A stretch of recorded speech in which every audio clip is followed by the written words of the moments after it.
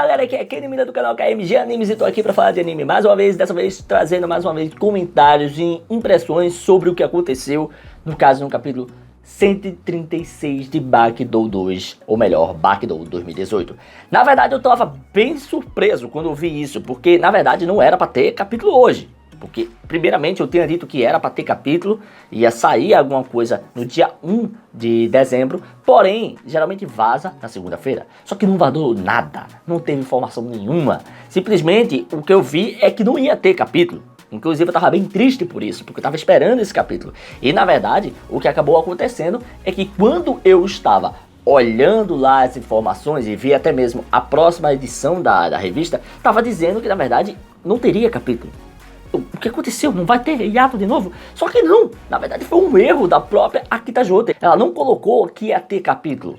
E agora a gente tem mais um capítulo para comentar, que por sinal eu achei muito interessante e ele tá me dando um hype muito grande. Ele é a esperança de que muita coisa boa possa estar vindo daí pra frente. Mas antes de comentar sobre tudo, antes de falar sobre isso, devo te lembrar que aqui no canal tem bastante conteúdo de anime, inclusive com chances de novas temporadas, impressões de animes que estão passando na temporada, tem bastante aí, Chainsaw Man, Uzaki-chan, Bleach e também narrações. Estou fazendo narrações de Baki sempre que é possível e até mesmo explicando curiosidades e muita coisa do mundo de Baki. Mas enfim, deixa de resenha, deixa de enrolar, sabe como funciona? Tem aqui o cardzinho aqui em cima e agora vamos para esses comentários. Vamos ver o que tem aí de informação interessante. Inclusive é uma tradução preliminar. Depois eu vou trazer a tradução final pra gente. Enfim, simbora pro vídeo. E aí que vemos logo de cara na capa do capítulo 136, que tem o nome de canhão baleeiro ou arpão baleeiro, como você queira chamar. Literalmente o narrador dizendo canhão baleeiro, onde tá lá o canhão gigantesco e tal, com o arpão e tal. E alguém conversa, como é? Um canhão para pegar baleia? Eu terei que atirar em uma pessoa? E ali se é dito o seguinte, onde tá um pescador falando. Ele ri, acha engraçado aquilo que está sendo falado, e até mesmo se é dito que o nome dele é Kenny Shisado. E ele ainda vai além falando, o que se eu gostaria de tentar atirar uma pessoa no caso. E aí ele pergunta, ok. Vamos terminar com as piadas? Ele acaba dizendo isso, porque pra ele é uma piada que estão fazendo ali. Como assim atirar numa pessoa?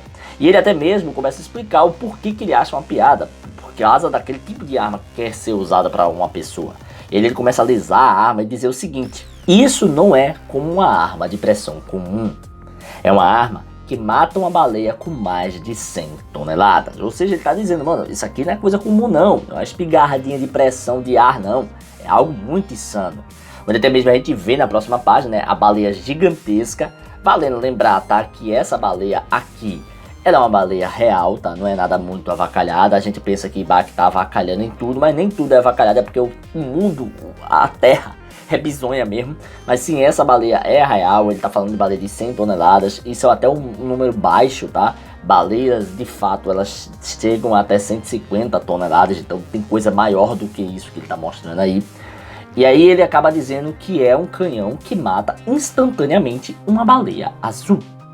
E aí ele até mesmo olha para a pessoa que está perguntando as coisas dele e dando essa ideia e diz o seguinte, atirar em pessoas, com isso você ficará irreconhecível, dizendo que vai destruir a pessoa, acabar com a pessoa, porque realmente se você pegar um canhão daquele de arpão de baleia, ele é enorme, é tão grande o projétil que vai estourar a pessoa no meio, vai torar a pessoa no meio. E aí o cara acaba olhando para essa pessoa novamente que fala algo sobre ele e ele diz, covarde? O que quer dizer com isso? Eu estou trabalhando agora, seja cuidadoso com suas palavras. Militar, zoando o militar que tá falando aquilo, né? Porque o cara chamou ele de covarde pelo que ele entendeu, algo assim. E aí a gente acaba vendo que na verdade o militar que ele tá falando é o Strider. O Strider tinha ido até aquele navio baleeiro para poder pedir ali que o cara atirasse em alguém.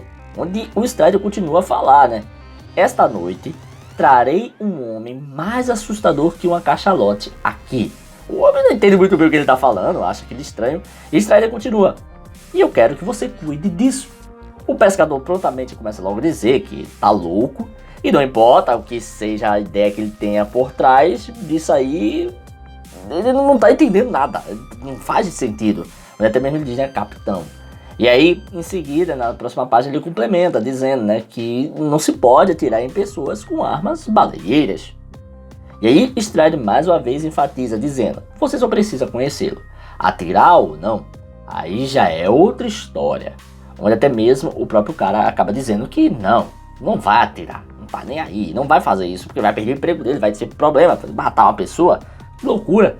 E aí a gente vê que o tempo passa, chega a noite, tá lá Strider e o pescador Kenichi, né, ali esperando. Mas até mesmo a gente vê que o Yujiro vai vindo devagarzinho, a gente reconhece logo pelo sapato, né?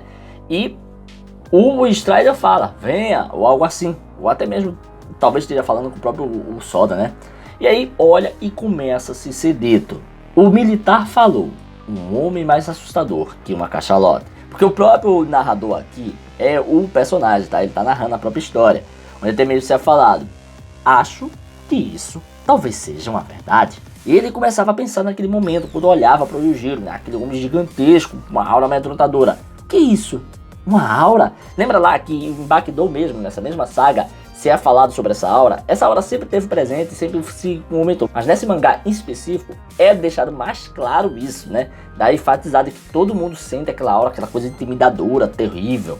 E aí, Yujiro vai chegando próximo a ele, ele vai suando, vai ficando com medo pra caramba. E quando chega próximo, Yujiro chega pra ele e diz assim, parece que você vai atender minha insistência ou algo semelhante, tá? Lembrando que é uma tradução preliminar. E aí, é como se ele dissesse assim, ó, velho, tu vai atender, né, o que eu tô pedindo, né? Tu vai fazer, né? E o cara começa a se tremer pra caramba, e ele diz, a força, você, não sei o que, não entende muito bem, fica gaguejando.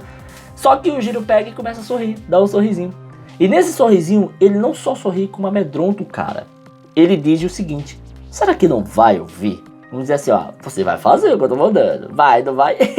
E aí, o cara acaba ficando com medo e ele diz que sente como a morte, né? Como se fosse morrer. Na próxima página, a gente avança para o futuro e mostra o cara fumando e dizendo algumas coisas, explicando, até mesmo é falado, né? Mais tarde, o pescador Kenichi Sado contou, mas também pode ser Kenshi, tá? Porque a tradução é meio complicada, né? Traduzir nomes de coreano pro japonês é uma confusão da puxa. Mas a gente vê que ele começa a falar o que aconteceu e ele diz o seguinte, eu não dou a mínima para tempestades. A morte estava bem na minha frente. Contudo, houve algo mais que veio à minha mente. Naquele momento que ele confrontou ali, tá sendo confrontado na verdade pelo Yujiro, né? E a gente vê que o Yujiro tá ali olhando pra ele, intimidando ele. E ele pensou o seguinte, e se eu pudesse pegar esse cara? É como 10 cachalotes. Eu comecei a dizer assim, ó, mano, isso aqui não é uma cachalota assustadora como o Strider falou. Isso aqui é 10 cachalotas assustadoras. Isso aqui é muito insano. Se eu pudesse derrotar esse cara, ele sentiu como se o cara fosse tão avassalador que superava as baleias. E aí, logo ele acaba mudando de ideia dizendo, eu vou atirar. A gente vê que depois é passado o momento e ele já tá pronto para atirar aquele arpão. Até mesmo é falado, é narrado, né, dizendo assim, um experimento que não poderia ser feito, uma batalha que não deve acontecer. E em sequência, está Yujiro apontando para o seu peito e dizendo, bem aqui, bem no meio. E ali, o homem começa a preparar-se para poder, no caso, atirar. E até mesmo se é falado, né, que minha mão estava no gatilho. E ele responde até com o Yujiro, né, aqui vou eu. E ele continua a narrar, agora é apenas puxar para cima. Eu precisava só puxar para cima, né. E aí, no meio da narração, se é mostrado o Yujiro ali pegando e abrindo seus braços, se colocando em postura pro ataque, aquela mesma posição, né, que tanto o Yujiro como o Pico faz. Os dois são os únicos que fazem isso com perfeição. A gente vê que ele fica lá pronto para receber o ataque. E a impressão que dá é que ele fala, atire a qualquer momento. É o que está escrito aí dizendo, atire a qualquer momento. É isso que o próprio pescador sente ali. E ele acaba dizendo, né, você que quis fazer isso. Ele não tem culpa, é mesmo que isso que ele está dizendo. E aí ele acaba atirando com tudo no Yujiro. Bem próximo, né? Não é muito longe não. Vamos dizer que tem uns 3, 4, 5 metros no máximo. 4, 5 metros. E aí ele atira. E o mais interessante desse momento é a frase que é dita ali no final, porque é uma narração de promoção, tá? Isso depois vai ser retirado aí no volume. Mas o que ele fala é o seguinte, sem fugir ou se esconder, arriscando a própria vida à morte. Na próxima semana ele tem uma risadinha, tal, dizendo hahaha. O que acontece é que, pelo que dá a entender, lembra muito o fato de que talvez a editora tenha notado, ou o próprio Itagaki tenha notado, que as pessoas sempre tendem a questionar se o Jiro é tão forte, porque ele nunca levou um tiro. Vai saber, né? Mas a gente vai comentar um pouco mais sobre isso agora no final do vídeo.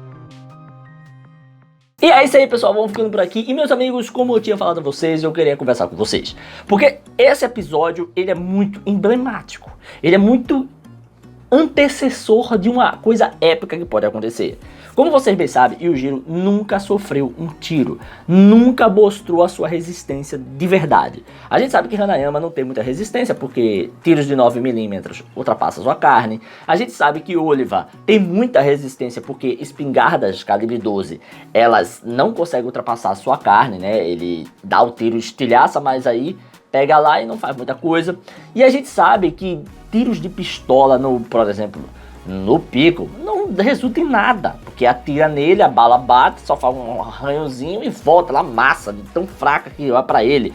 Até mesmo a gente viu o próprio Musashi dizendo, né, que comparado com o Yujiro, o Pico foi o mais difícil de cortar, foi o mais resistente de todos. Então temos muitas informações que deixam a entender que Yujiro talvez não tanque tanta coisa assim se ele não tiver uma Demon Bag, se ele não tiver no seu máximo. Essas informações ficam deixando a gente louca, muita gente fica debatendo sobre isso. Só que dessa vez, pela primeira vez, a gente vai ver o Yujiro tancando uma arma de verdade, sem levar arranhão, sem levar corte, nada. A gente vai ver ele tancando. Será que ele vai tancar mesmo?